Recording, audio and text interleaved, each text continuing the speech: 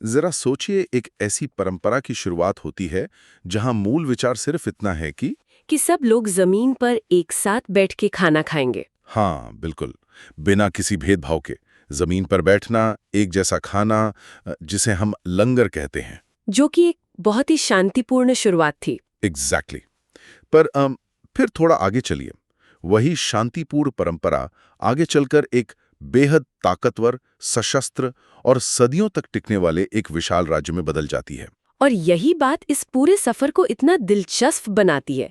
एक ऐसा आंदोलन जो मुफ्त रोटी बांटने से शुरू हुआ था, वो आखिर साम्राज्यों से लोहा लेने वाला एक सैन्य समुदाय कैसे बन गया? मतलब ये बदलाव हुआ कैसे? ओह, आज हम जिन ऐतिहासिक दस्तावेजों और नोट्स पर चर्चा कर रहे हैं, वे सिख धर्म के 10 गुरुओं और बंदा सिंह बहादुर के इसी सफर को बयान करते हैं। तो चलिए इसे थोड़ा विस्तार से समझते हैं। बिल्कुल। और यहाँ सबसे खास बात ये समझना है कि ये सिर्फ युद्धों की सूची नहीं है। हाँ, अब ये इस बात का विश्लेषण है कि कैसे एक वैचारिक आंदोलन ने खुद को ढाला। सही कहा। तो अगर हम इन नोट्स के शुरुआती पन्नों पर नजर डालें, तो सबसे पहले 1469 का दौर आता है, जब गुरु नानक देव जी का जन्म हुआ था। जो कि मुगल शासक बाबर और हुमायूं के समकालीन थे। हाँ, उस 15वीं सदी के समाज में ऊंच नीच की इतनी गहरी दीवारें थीं कि अलग-अलग जातियों का एक साथ बैठना भी असंभव था। और ऐसे माहौल में संगत यानी सबका एक साथ बैठना और लंगर की शुरुआत करना, इसे मैं एक ग्रैंड सोशल इक्वलाइजर की तरह देखता हूँ। ये बहुत ही सटीक शब्द है इसके लिए। मतलब एक ऐसी व्यवस्था जहाँ सब बिल्कुल बराबर थे। उस क्रांति को समझने के लिए हमें उस समय की मानसिकता को देखना होगा। पूजा पाठ और ज्ञान पर समाज के एक खास वर्ग का कब्जा था। हाँ, आम इंसान को लगता था कि भगवान तक पहुंचने के लिए किसी बिचौलिए की जरूरत है। लेकिन गुरु नानक देव जी ने इस दीवार को पूरी तरह गिरा दिया। लंगर सिर्फ भूखों को भोजन कराना नहीं था। तो इसका मुख्य उद्देश्य क्या था? ये उस अहंकार को तोड़ने का एक प्रैक्टिकल तरीका था जो जाति या पैसे से आता था। अच्छा, मतलब जब अमीर और गरीब एक ही लाइन में जमीन पर बैठते हैं तो सामाजिक फर्क अपने आप खत्म हो जाता है। बिल्कुल। और इसके तुरंत बाद एक और बड़ा क्रांतिकारी कदम उठाया गया, दूसरे गुरु गुरु अंगद देव जी द्वारा। जिनका मूल नाम भाई लहना था, है ना? जी, उन्होंने गुरुमुखी लिपि को आम लोगों के बीच लोकप्रिय बनाया। इसे तो मैं सीधे तौर पर एक ओपन सोर्स कम्युनिकेशन कहूंगा। हाँ, आप ऐसा कह सकते हैं। मतलब एक नई और आसान लिपि आम लोगों के हाथ में दे देना, जिससे पढ़ने लिखने पर किसी एक खास वर्ग का कब्जा ना रहे। यहाँ जो बात सबसे दिलचस्प है, वो ये है कि पहले ही दिन से आध्यात्मिक विचारों को जमीनी हकीकत में बदला जा रहा था। लंगर और लिपि के जरिए। एग्जैक्टली। गुरुमुखी लिपि ने ज्ञान को पूरी तरह से डेमोक्रेटाइज कर दिया। जब आप लोगों को उनकी अपनी भाषा दे देते हैं, तो आप उन्हें आत्मनिर्भर बना देते हैं। और दस्तावेज बताते हैं कि इसका असर इतना गहरा हुआ कि तीसरे गुरु गुरु अमरदास जी के समय तक गोविंदवाल में उनका एक बाकायदा मुख्य केंद्र बन गया था। और नोट्स में ये भी जिक्र है कि उस वक्त के सबसे बड़े शासक अकबर ने भी वहां आकर भेंट की थी। हाँ, और बीवी भानी के नाम पर जमीन दी थी। मतलब सत्ता अब इस नए समुदाय के प्रभाव को साफ महसूस कर रही थी। बिल्कुल। लेकिन यहाँ से एक नया सवाल उठता है। कैसा सवाल? किसी भी विचार को अगर लंबा सफर तय करना है, तो उसे सिर्फ ज्ञान नहीं बल्कि एक भौतिक केंद्र और आर्थिक आधार की जरूरत होती है। सही बात है। एक स्थायी संस्था बनने के लिए तो जमीन और पैसा चाहिए ही होगा। तो इस संस्थागत बदलाव आखिर कैसे आया? यहीं से चौथे और पांचवें गुरु का दौर शुरू होता है। चौथे गुरु गुरु रामदास जी ने उसी जमीन पर एक नया नगर बसाया, जो अकबर ने दी थी। जी, जिसे उस वक्त चकरामदासपुरा कहा गया और आज हम उसे अमृतसर कहते हैं। अरे वाह! और गुरु पद अब सोढ़ी परिवार में आ गया था। सही कहा। फिर उनके पुत्र गुरु अर्जन देव जी ने उस नगर के सरोवर के बीच हरिमंदिर साहिब का निर्माण करवाया, जिसे आज दुनिया स्वर्ण मंदिर कहती है। मतलब वो उनकी एक आध्यात्मिक राजधानी बन चुकी थी। बिल्कुल। इन नोट्स में दो ऐसी अहम चीजें हैं जो मुझे किसी समानांतर राज्य या पैरेलल स्टेट जैसी लगती हैं। आप 1604 के आदि ग्रंथ और दशवंत की बात कर रहे हैं ना? हाँ, एग्जैक्टली।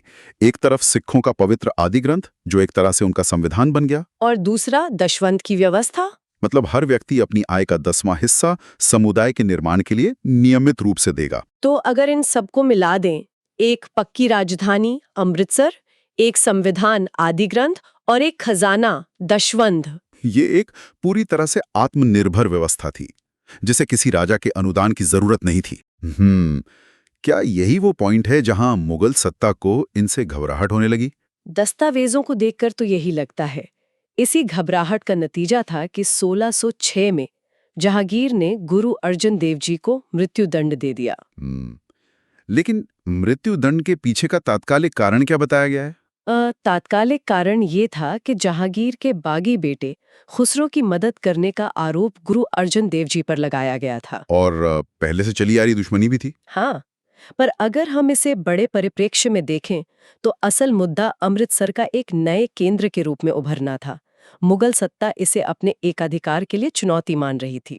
जहांगीर को लगा होगा कि ऐसा करने से ये आंदोलन डर जाएगा और खत्म हो जाएगा। लेकिन नतीजा तो बिल्कुल इसके उलट निकला। घबराने की बजाय इस बलिदान ने समुदाय के रास्ते को हमेशा के लिए एक नई दिशा दे दी। सही मायनों में गुरु अर्जन देव जी का ये बलिदान वो चिंगारी थी जिसने वैचारिक बदलाव ला दिया, संत से सिपाही तक का सफर। मतलब उन्हें समझ आ गया कि सिर्फ आध्यात्मिक होना काफी नहीं है, अस्तित्व बचाने के लिए आत्मरक्षा जरूरी है। एग्जैक्टली। छठे गुरु गुरु हरगोबिंद जी ने अपने समुदाय में सैन्य भावना को बढ़ावा दिया। शस्त्र धारण करने और घुड़सवारी पर जोर दिया गया। इन दस्तावेजों में एक डिटेल है जिसने मेरा ध्यान सबसे ज्यादा खींचा। 1609 में अकाल तख्त की स्थापना। हाँ, और इसकी लोकेशन बहुत महत्वपूर्ण है। बिल्कुल। सोचिए, हरिमंदिर साहिब अगर रूहानियत का केंद्र है तो उसके ठीक सामने अकाल तख्त बनाया गया। इसे आप एक शानदार रियल वर्ल्ड उदाहरण की तरह देख सकते हैं।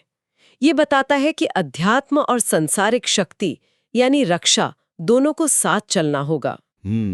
अमृतसर की किलेबंदी भी की गई और लोहगढ़ जैसा किला बनाया गया। लेकिन यहाँ एक बात समझना जरूरी है, ये सब हमला करने के लिए नहीं था, बल्कि अपनी रक्षा के लिए था। इसके बाद गुरु हरराय और गुरु हरकिशन का काल आया, जिनकी मृत्यु चेचक से हुई थी। जी, और फिर आता है गुरु तेग बहादुर जी का समय, जब इस वैचारिक संतुलन की सबसे बड़ी परीक्षा हुई। इन नोट्स में चांदनी चौक का वो वाकया पढ़कर मैं थोड़ा उलझ गया हूँ। आप 1675 की घटना की बात कर रहे हैं। हाँ, दस्तावेज बताते हैं कि गुरु तेग बहादुर जी को इस्लाम ना स्वीकारने और चमत्कार ना दिखाने पर औरंगजेब द्वारा सार्वजनिक मृत्यु दंड दिया गया, जहां आज दिल्ली में सिसगंज साहिब स्थित है। पर मेरी हैरानी की वजह कुछ और है।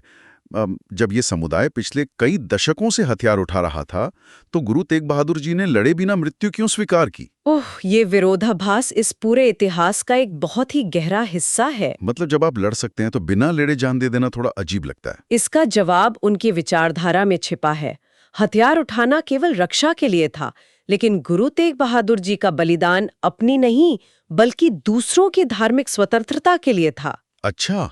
बिना लड़े मृत्यु स्वीकार करके ये साबित करना चाहते थे कि हथियार केवल रक्षा के लिए हैं, लेकिन असली ताकत अटूट वैचारिक दृढ़ता में है। अरे वाह, मतलब आप जुल्म से किसी का विश्वास नहीं बदल सकते। और अब यहाँ कहानी वाकई बहुत दिलचस्प हो जाती है। बिल्कुल। दिल्ली में हुए उस भयानक शिरछेद ने 10वें गुरु गुरु गोबिंद सिंह जी के विचारों को एक ऐसा आकार दिया जिसने इतिहास ही बदल डाला। दस्तावेजों के मुताबिक 1666 में पटना में जन्मे गुरु गोबिंद सिंह जी ने 1699 की वैसाखी पर खालसा पंथ की स्थापना की। और खालसा का अर्थ ही था एक निडर और शुद्ध समुदाय।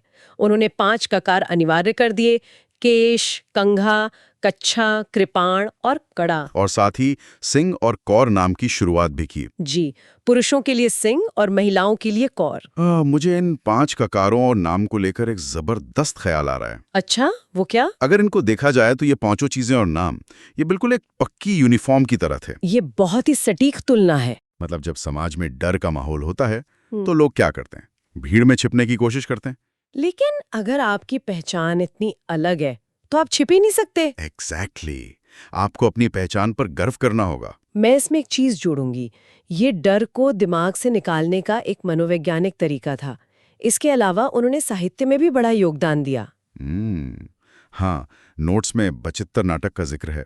और सबसे अहम बात, उन्होंने आदि ग्रंथ में गुरु तेग बहादुर जी की वाणी जोड़कर उसे अंतिम रूप दिया, जिसके अंत में मुंदावरणी महला 5 और रागमाला आती है। लेकिन इस सफर का सबसे बड़ा मोड़ तो 1708 में आता है। नांदेड़ की घटना। दस्तावेजों के अनुसार नांदेड़ में पठानों जमशेद खान और वासिल बेग द्वारा उन पर हमला किया गया। और इसी के बाद उनका निधन हो गया, जहां बाद में महाराजा रणजीत सिंह ने सचखंड श्री हजूर साहिब का निर्माण करवाया। लेकिन अपने निधन से ठीक पहले गुरु गोविंद सिंह जी ने एक ऐसा फैसला लिया जिसने पूरी परंपरा बदल दी। आप मानव गुरु की परंपरा को खत्म करने की बात कर रहे हैं? बिल्कुल।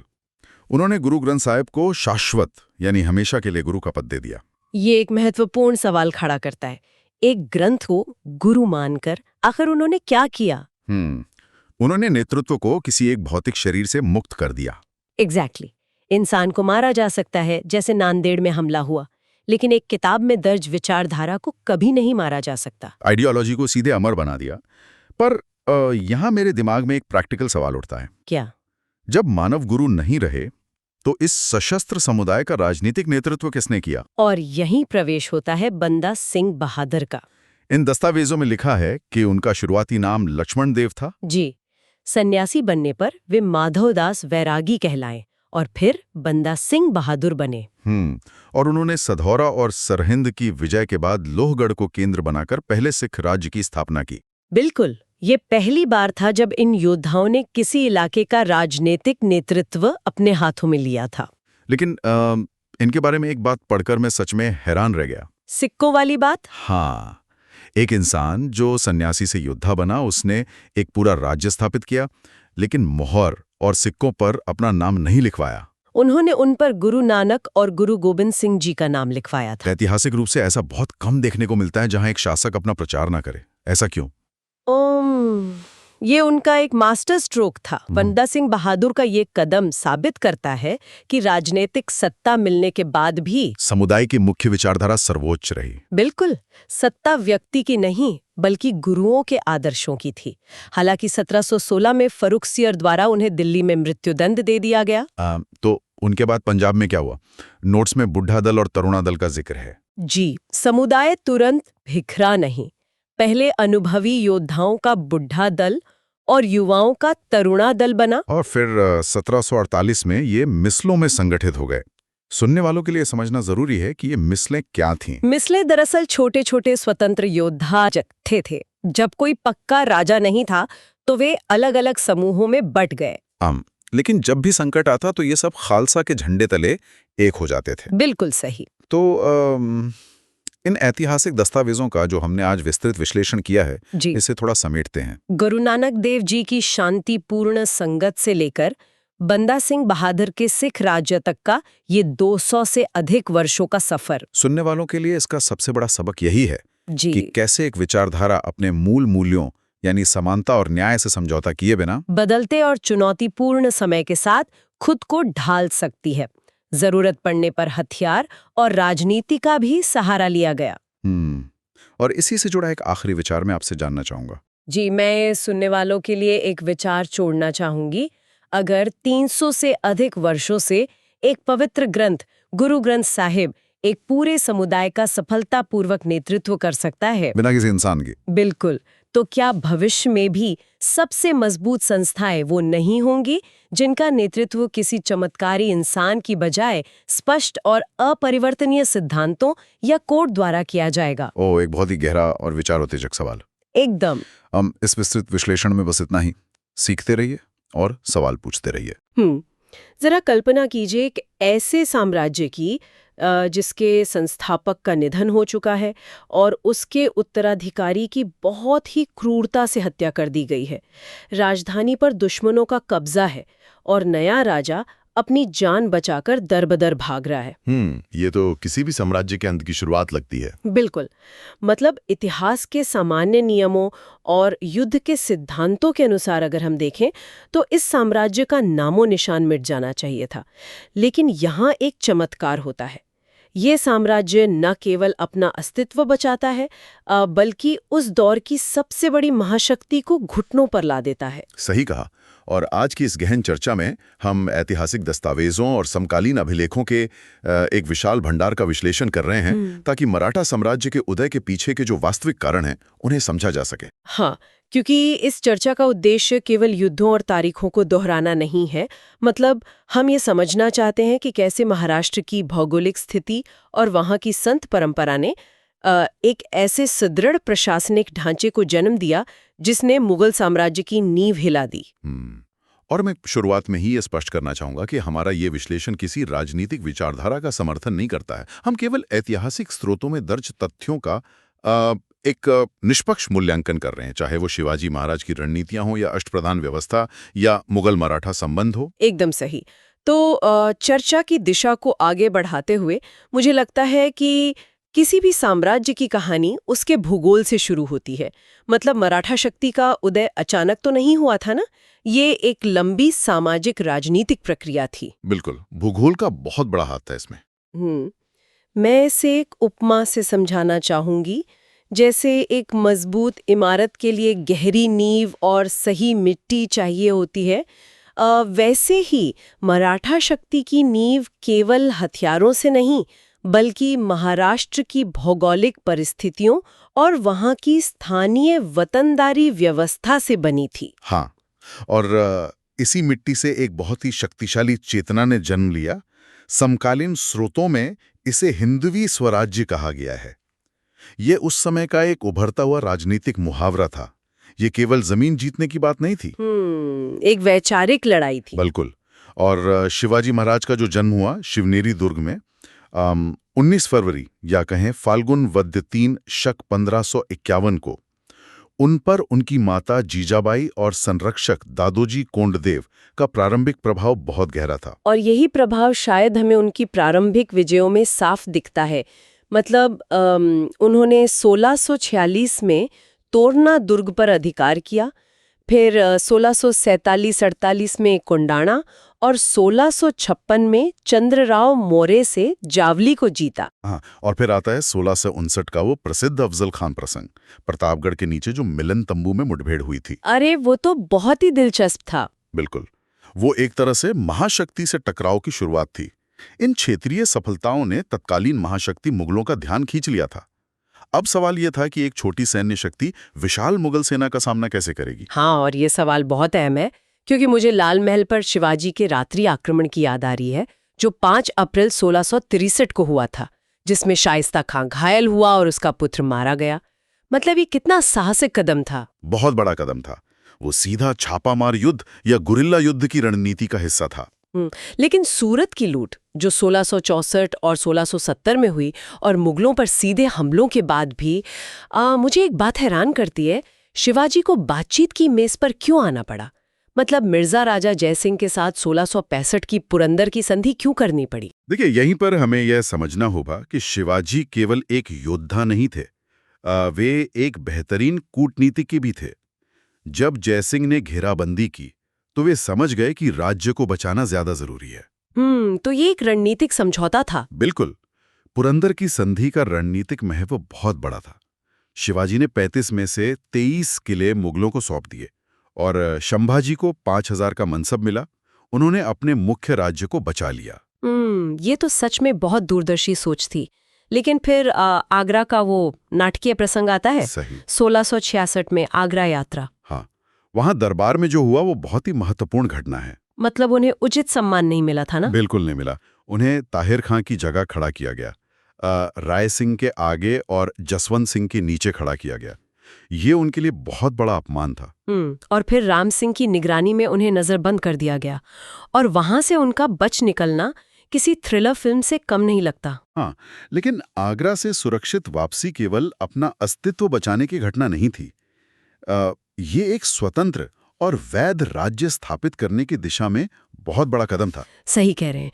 और अक्सर इतिहास में राजाओं को केवल उनके युद्धों से याद किया जाता है, लेकिन मैं सोच रही थी कि एक स्थायी राज्य चलाने के लिए जो प्रशासनिक सिस्टम चाहिए वो कैसे विकसित हुआ? केवल तलवार से तो राज्य नहीं चलता। एकदम सही सवाल है और इसका जवाब हमें मिलता है 6 जून 1674 को रायगढ़ में, जब गंगा भट्ट द्वारा शिवाजी महाराज का राज्याभिषेक हुआ और उन्होंने छत्रपति की उपाधि धारण की। ये एक बहुत बड़ा वैधानिक कदम था। बिल्कुल। इसके बाद उन्होंने जो प्रशासनिक ढांचा बनाया उसे अष्टप्रधान कहते हैं। ये 8 मंत्रियों की एक परिषद थी और सबसे खास बात ये थी कि ये पद वंशानुगत नहीं थे। अरे वाह, मतलब योग्यता के आधार पर मंत्री बनते थे। एग्जैक्टली। हाँ, योग्यता ही पैमाना था। पेशवा मुख्य समन्वयक थे, आमात्य आयव्यय देखते थे, वाक्यानवीस गुप्तचर और दैनिक कार्य संभालते थे, सुरनीस राजकीय पत्र और दबीर विदेश संबंध देखते थे और सरे नौबत सेनापति होते थे। मैंने कहीं पढ़ा था कि पंडित राव जो धार्मिक मामले देखते थे और न्यायाधीश को छोड़कर सभी मंत्रियों को युद्ध में लड़ना पड़ता था। क्या ये सच है? बिल्कुल सच है। सबको युद्ध भूमि का अनुभव होना जरूरी था। ये एक बहुत ही व्यवहारिक नियम था। और अगर हम सैन्य और राजस्व प्रणाली की बात करें तो वो कैसी थी? सेना में मुख्य रूप से 2 हिस्से थे, पागा या बरगीर, जिनका खर्च राज्य उठाता था, और सिलेदार, जो अपना खर्च स्वयं उठाते थे। इसके अलावा उन्होंने नौसेना का भी निर्माण किया, कल्याण भिवंडी में। दरिया सारंग और माई नायक इसके प्रमुख थे। और राजस्व में शायद मलिक अंबर का प्रभाव था। हाँ, बिल्कुल। रैयत यानी किसानों से सीधा संपर्क रखा गया और नाप के लिए रस्सी की जगह काठी या जरीब का प्रयोग शुरू हुआ। प्रशासनिक शब्दावली के लिए राजव्यवहार कोश और लिखने के लिए मोड़ी लिपि का प्रयोग होने लगा। मतलब उन्होंने एक पूरा सिस्टम खड़ा कर दिया था। लेकिन फिर 1680 में शिवाजी महाराज की मृत्यु हो जाती है, कर्नाटक अभियान और जिंजी विजय के बाद। मुझे लगता है ये नवगठित राज्य के लिए बहुत बड़ा संकट रहा होगा। क्या ये राज्य इस झटके को सह पाया? यहीं पर मुगल सम्राट औरंगजेब की रणनीतिक भूल सामने आती है। उत्तराधिकार का संघर्ष तो हुआ, लेकिन औरंगजेब ने स्थिति को गलत आंका। हाँ, मुगल सम्राट औरंगजेब की नीतियां सच में ध्यान खींचती हैं। उसने जयसिंह की उस सलाह को अनदेखा कर दिया था ना, जिसमें मराठों को साथ मिलाने की बात थी। ये एक बहुत बड़ी राजनीतिक भूल थी जिसने बाद में मुगल साम्राज्य को ही खोखला कर दिया। बिल्कुल। औरंगजेब ने संभाजी की क्रूरता से हत्या करवा दी। संभाजी कवि कलश के प्रभाव में थे और उन्होंने औरंगजेब के विद्रोही पुत्र अकबर को आश्रय दिया था। उनकी हत्या मुगलों की बहुत बड़ी भूल थी। क्योंकि इससे मराठों से समझौते के रास्ते लगभग बंद ही हो गए। हाँ, संभाजी की मृत्यु 1689 में हुई। उसके बाद मराठा प्रतिरोध और उग्र हो गया। राजा राम को भागकर जिंजी जाना पड़ा। वहां उन्होंने प्रतिनिधि नामक नया पद बनाया। और फिर राजा राम की मृत्यु के बाद उनकी विधवा ताराबाई ने कमान संभाली। उन्होंने अपने 4 वर्षीय बेटे शिवाजी द्वितीय को गद्दी पर बैठाकर मुगलों के खिलाफ कड़ा संघर्ष किया 1707 तक। सही कहा।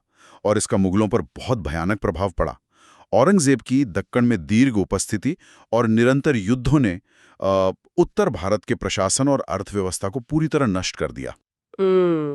वी.एस. स्मिथ जैसे इतिहासकारों ने इसे रॉबर स्टेट या लुटेरा राज्य कहा है। लेकिन फारसी विवरणों में कुछ और ही मिलता है ना? हाँ, फारसी विवरणों में मराठा राज्य को मुल्क एक कदीम कहा गया है। ये एक स्थापित राज्य का दर्जा था। मुगलों ने मराठों को मुगल तंत्र में ऊंचे मनसब तो दिए, पर राजपूतों जैसा विश्वास कभी नहीं दिया। और फिर 1707 में औरंगजेब की मृत्यु के बाद मराठा साम्राज्य का स्वरूप पूरी तरह बदल गया। सत्ता का केंद्र छत्रपति से हटकर पेशवाओं की ओर चला गया। बिल्कुल। यह शक्ति के विकेंद्रीकरण यानी डिसेंट्रलाइजेशन का एक बेहतरीन उदाहरण है। लेकिन ये नया ढांचा काम कैसे करता था? देखिए, 1707 में आजम शाह ने शाहू को रिहा कर दिया। शाहू ने बालाजी विश्वनाथ, जिन्हें सेना करते कहा जाता था, उनकी मदद से ताराबाई को खेड़ के युद्ध में हराया और सतारा को अपनी राजधानी बनाया। और फिर सत्ता का असल हस्तांतरण हुआ 1750 की संगोला की संधि से। एकदम सही। संगोला की संधि के बाद छत्रपति केवल नाम मात्र के राजा रह गए, एक तरह से महलों के महापौर, और असली शक्ति पैतृक पेशवा पद में आ गई। और इसी विकेंद्रीकरण के दौर में आता है पानीपत का युद्ध 14 जनवरी 1761 को। हाँ, सदाशिवराव भाऊ के नेतृत्व में अहमद शाह अब्दाली से पानीपत की तीसरी लड़ाई हुई। मराठों की भारी हार हुई। काशीराज पंडित इसके प्रत्यक्षदर्शी थे।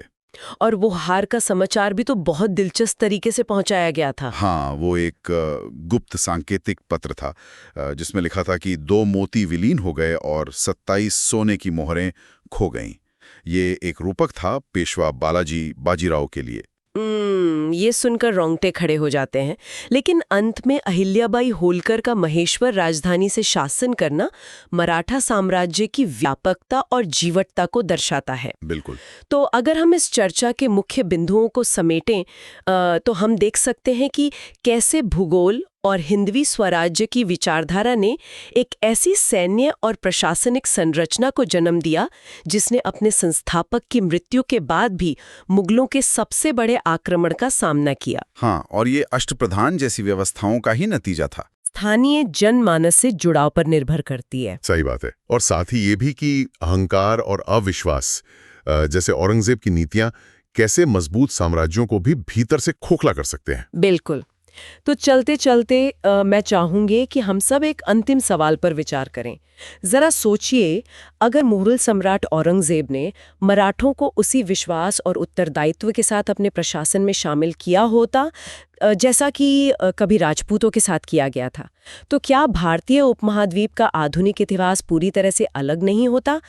इसी विचार के साथ हम आज के इस विस्तृत विश्लेषण को यहीं समाप्त करते हैं।